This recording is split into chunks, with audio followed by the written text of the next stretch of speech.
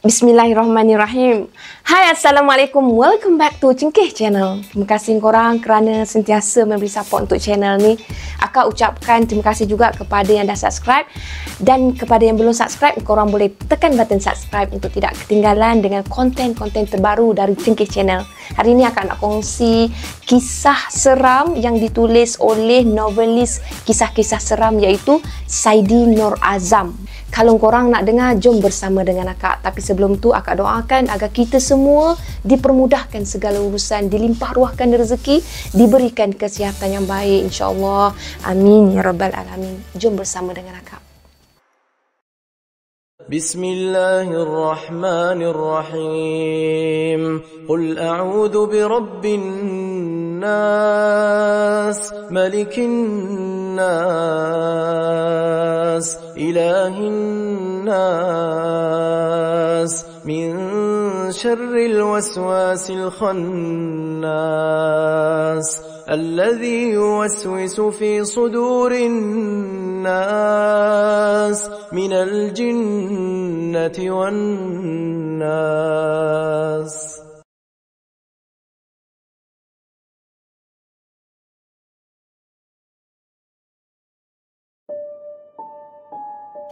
Kisah seram ni bertajuk Tingkat 8. Kisah ni adalah kisah benar yang diceritakan oleh seseorang kepada anak dia. Kisah yang menakutkan, tapi jadikanlah ia sebagai iktibar untuk kita semua sama-sama renungkan.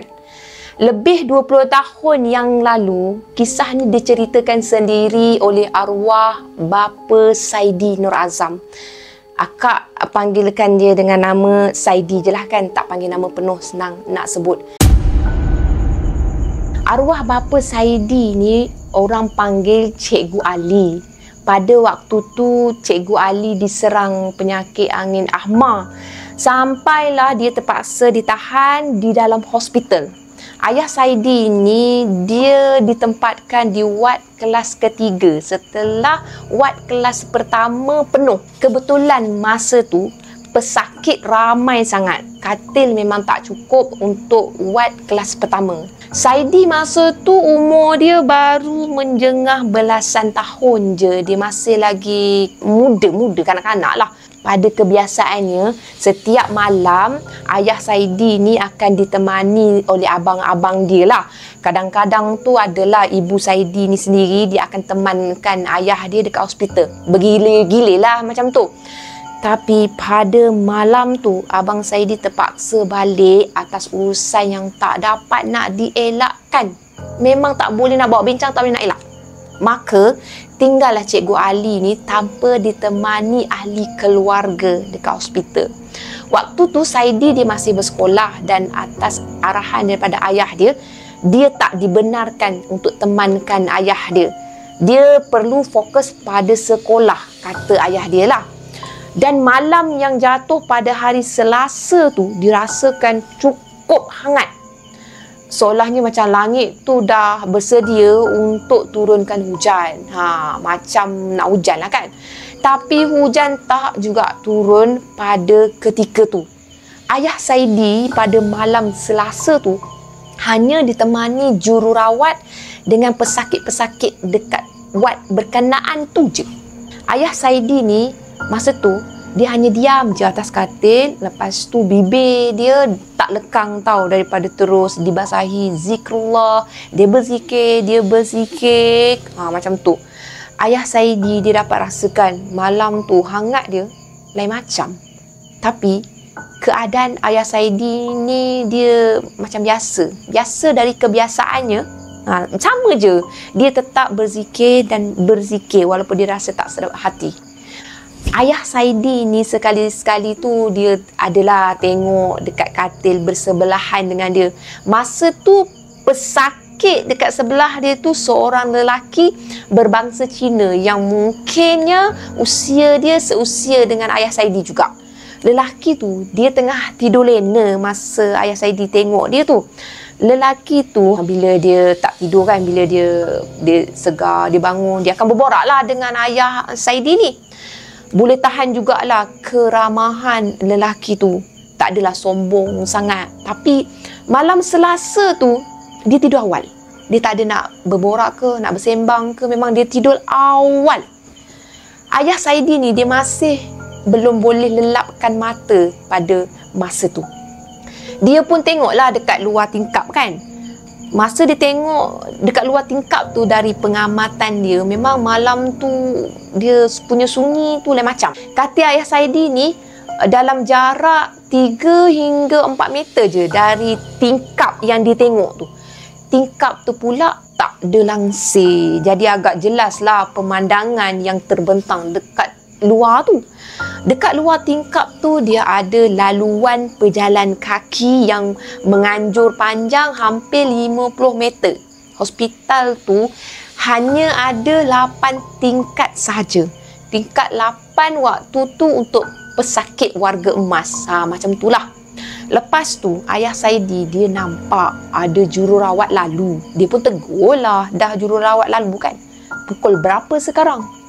Ayah Saidi cuba bertanya pada jururawat tu yang baru lalu kat depan katil dia pukul berapa. Dia nak tahu pukul berapa, tak tahulah maknanya. Pukul 12.30 malam. Jawab jururawat tu sebelum jururawat tu tersenyum. Lepas tu dia pun pergilah buat kerja dia balik semula dekat tempat destinasi dia mana dia nak pergi tu. Pada waktu tu hanya 3 orang jururawat sahaja yang berada dekat Ward 8A tu. Oh, Ward 8A rupanya.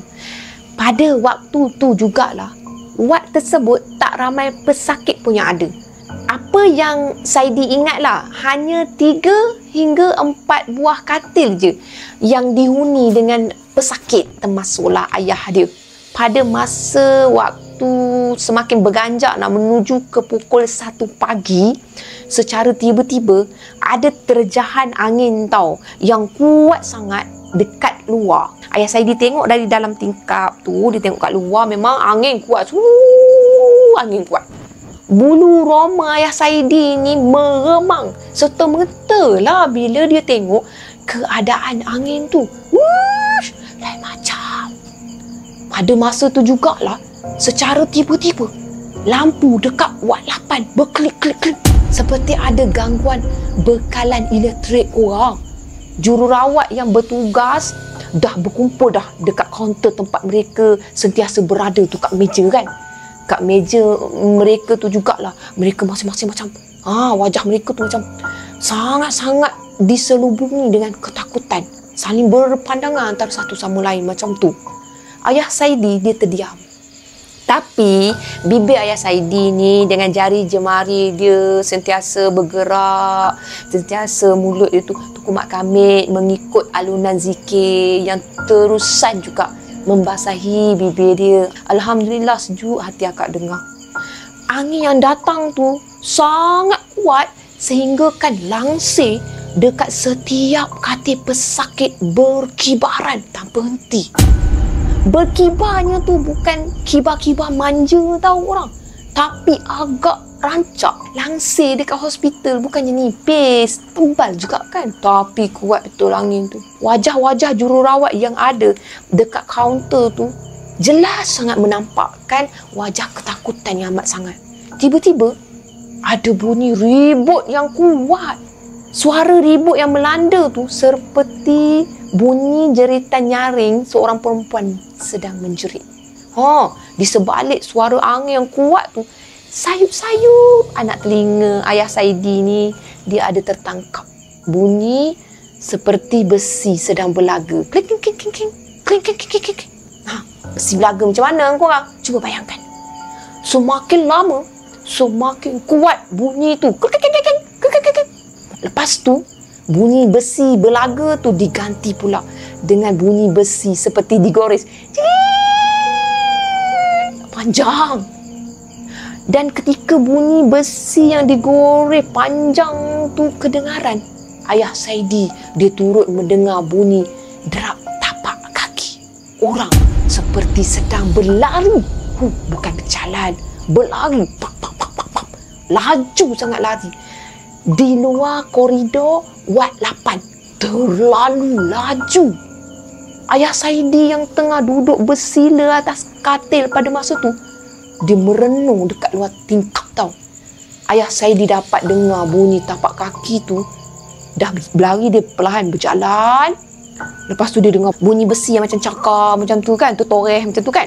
Besi tu menghampiri katil dia. Bukan besi, bunyi besi tu menghampiri katil dia. Masa tu jugalah lampu dekat Wad 8 terus terpadam serta-merta. Gelap gelita lah dalam wad tersebut. Belum pernah lagi hospital tu mengalami gangguan luar biasa macam tu. Tak pernah lah. Jururawat yang ada dalam Wad 8 tu dah menjerit dah bila mereka terlihat tahu ada satu kelibat serba hitam berkelubung dekat kepala sedang berlari di luar koridor. Ternyata ayah Saidi juga melihat susuk tubuh lembaga tu. Ayah Saidi dia menceritakan secara kemas lah rupa lembaga tu. Menurut ayah Saidi, bukan manusia. Memang bukan manusia yang berlari dengan kepantasan macam tu. Jubah hitam yang dipakainya tu pula berkibaran panjang ketika dia meredah ribut. Menyeramkan. Bagi ayah Saidi, menyeramkan. Sesuatu yang membuatkan ayah Saidi ni sedikit terkejut. Bunyi besi yang berlaga kuat tu seiringan dengan lembaga tu sebenarnya bunyi palang-palang besi yang menjadi pagar tau dekat koridor kan. Dan palang-palang besi tu berbunyi sebab berlaga dengan kuku tangan lembaga tu. Menurut ayah Saidi lagi, rupa lembaga tu tak kelihatan. Dia tak dapat nak tengok. Sepertinya terlindung oleh sesuatu. Ataupun memang pada masa tu suasana memang dah kelam. Dah terlalu sukarlah untuk ayah Saidi ni nak tengok dengan jelas pada wajah pemilik tubuh tu. Pada ketika susuk lembaga tu melintasi jendela dekat mana jururawat Wad 8 tu berada, jururawat kat situ serta-merta menjerit ketakutan seperti histeria. Menjeritlah masing-masing. Apalah, terkejut semua kan. Ayah Saidi pun dia bacalah surah suci Al-Quran. Dia kuatkan bacaan dia pada waktu tu. Surah-surah yang dibaca tu memang dia sengaja kuatkan, sengaja jelaskan supaya sekeliling tu boleh dengar tau. Lepas tu lembaga tu hilang. Masa lembaga tu dah hilang, dah berlalu dah di luar koridor, secara tiba-tiba pesakit dekat sebelah ayah Saidi tadi menggelupur. Tiba-tiba, walhal dia bukannya pesakit yang teruk atau pesakit yang sedang nazak. Lepas tu dia menggelupur macam tu kan. Masa tu tak dapatlah ayah Saidi nak tengok sebab pesakit tu berada di sebalik langsir yang menjadi sempadan lah antara mereka ni. Jadi time nak tidur kan, of course lah mereka akan tarik langsir supaya tak diganggu.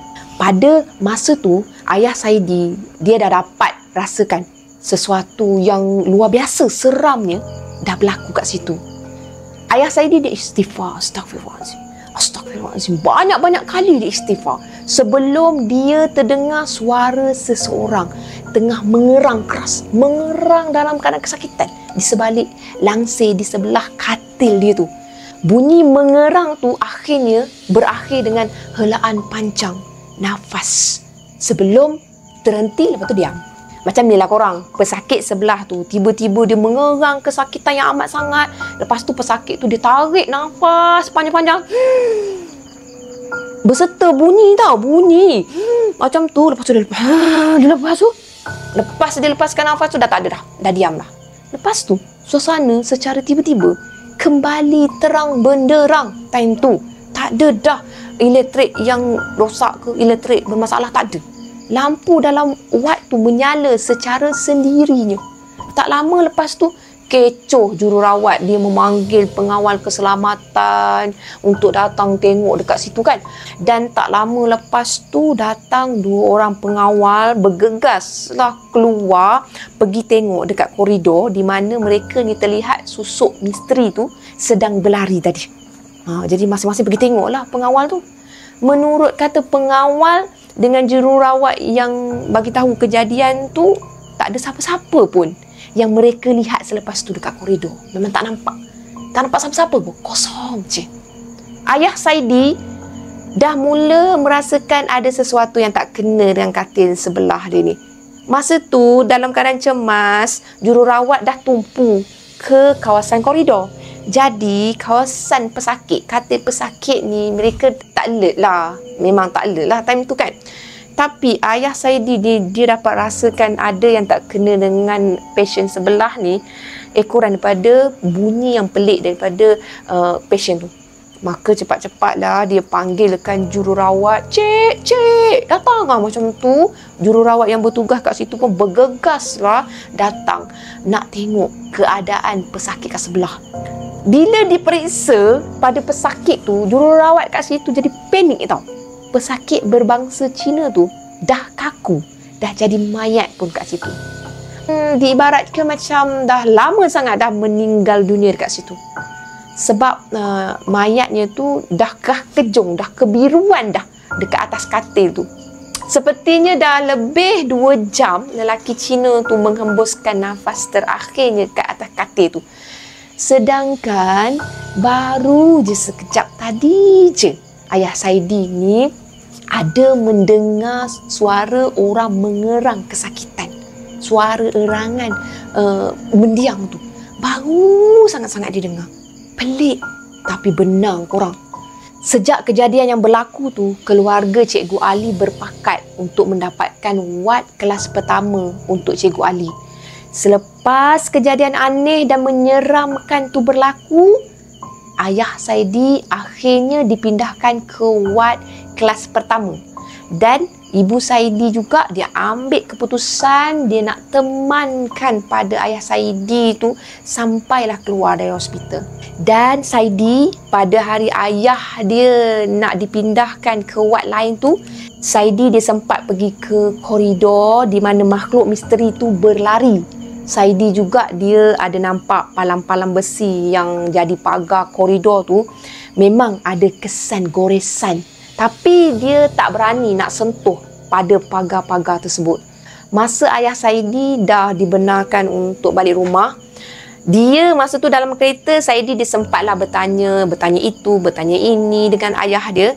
Dan pertanyaan terakhir Saidi membuatkan dia rasa menyesal sebenarnya. Nak tanyakan soalan tu, memang betul-betul menyesal. Abah tahu tak benda apa yang berlari dekat koridor tu? Tanya Saidi. Entah. Jawab ayah Saidi macam tu je. Entah. Abah tahu kan benda tu bukan manusia. Mesti hantu. Saidi dia cuba nak meneka, cuba nak mengagak pada ayah dia. Bukan hantu. Saidi bila dengar bukan hantu, terdiamlah dia.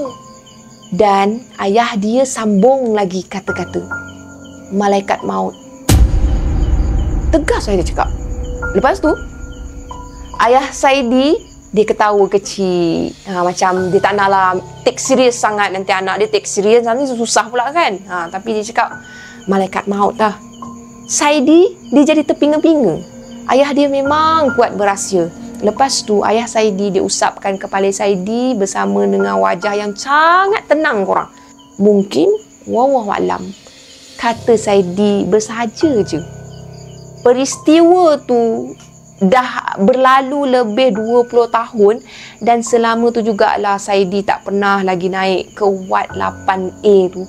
Dan ketika dia menaik kisah lama ni, dia masih lagi setia menunggu anak dia dekat wad 2A. Semoga anak dia diberi kesembuhan lah. Akak tahu perihal anak dia memang ada masalah kesihatan sikit. Semoga roh arwah ayah Saidi, Cikgu Ali terus dirahmati Allah, insya-Allah. Amin ya rabbal alamin. Terima kasih Abah, kata Saidi. Sekian untuk kisah pada kali ini. Semoga kita ambil iktibar dari kisah ni bahawa saat kematian seseorang itu adalah sukar, bergantung kepada apa yang kita kerjakan semasa kita hidup. Jadi berbuatlah sebanyak-banyak kebaikan agar ia boleh membantu kita saat sakaratul maut dan membantu kita saat di alam kubur, sekaligus membawa kita ke syurga, insya-Allah. Amin ya rabbal alamin. Sekian saja untuk kisah pada kali ini. Apa yang baik sama-sama kita ambil, jadikan sebagai tauladan. Apa yang buruk sama-sama kita ambil, jadikan sebagai sempadan. Akak mohon sangat kita untuk sentiasa berbuat pahala banyak-banyak korang. Terima kasih kerana sudi mendengar dari awal sampai akhir. Kalau korang ada story untuk dikongsikan, korang boleh DM pada Cengkeh Channel. Dan terima kasih juga kerana like, share dan subscribe. Bye. Assalamualaikum.